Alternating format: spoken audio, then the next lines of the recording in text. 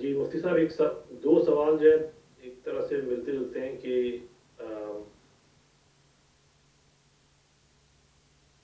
ہمارے مدارس اسلامیہ پاکستان میں وہابیت کے عقائد کی تفاصیل اور منفی کردار کی آگاہی مدارس جو ہے اس میں کیوں ناکام رہے ہیں؟ اور بلکہ اب تو دوسرا سوال جو ہے بھی اس سے جو ملتا جلتا ہے کہ بجائے وہ عشائرہ یا ماتریدیہ کے عقائد بتانے کے، وہ جو وہابیت کے عقائد ہیں جس پہ اللہ تعالیٰ کی تجسیم جو ہے وہ پتہ چلتی ہے، تو اس کی جو ہے وہ تبلیغ ہو رہی ہے اس وقت۔ معاذ اللہ یہ سب کچھ ہو رہا ہے، اللہ تعالیٰ اپنی پناہ میں رکھے۔ ابن جوزی رحمۃ اللہ علیہ حنبلی تھے، حضرت شیخ عبد القادر جیلانی رحمۃ اللہ علیہ کا تعلق بھی حنبلی فقہ سے تھا۔ ابن تیمیہ اور یہ ابن قیم رحمہ اللہ یہ سب حنبلی مسلک کے تھے، اور ابن جوزی رحمۃ اللہ علیہ نے ان حنبلیوں ہی کے خلاف لکھا، عقیل یا ابن عقیل کے خلاف، اور اس میں انہوں نے ایک جملہ تحریر فرمایا ان کا، حنبلیوں تم نے اپنے منہ پہ وہ کالک ملی ہے کہ سمندروں کا پانی ان دو مسائل میں تمہارے چہرے کو صاف نہیں کر سکتا، ایک اللہ کی تجسیم اور ایک یزید کو اچھا کہنا۔ انہوں نے صاف لکھا ہے کہ تم میں یہ جو دو عیب ہیں نا، کہ اللہ کی جسمانیت کی طرف معاذ اللہ اور یزید کو اچھا کہنا، یہ تم میں ایسے ہیں کہ تم نے اپنا منہ کالا کیا ہے اتنا کہ سمندروں کا پانی نہیں دھو سکتا۔ یہ جن صاحب نے بھی پوچھا ہے، بہت اچھی بات ہے، بالکل ایسے ہی ہے۔ لیکن ہمارے ہاں اس کی ایک بڑی وجہ یہ تھی کہ چندہ جو وہاں سے آتا تھا، پیسہ، تو جس کا کھائیں اس کا گائیں۔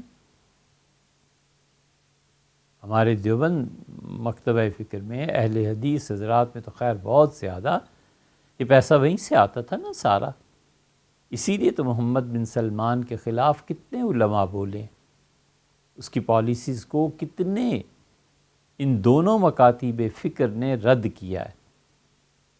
دیوبندیوں میں کون بولا ہے؟ کس نے کہا کہ یہ جو کچھ کر رہے ہو نا حرمین شریفین کے ساتھ، یہ بڑا ظلم اور زیادتی ہے؟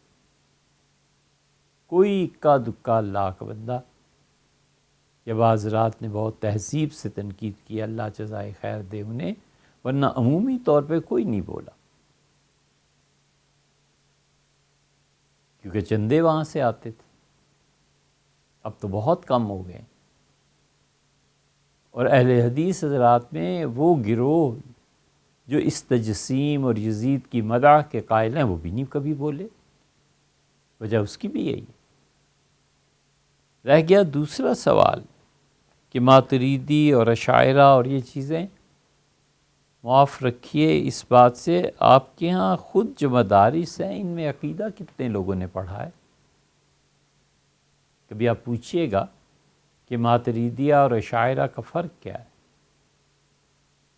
اسباب اور وسائل ہی نہیں ہیں، اور اب تو اور بھی مشکل آ گئی ہے کہ مذہب زیر بحث نہیں رہا۔ اس امت کو اس کے نظام تعلیم نے برباد کر دیا۔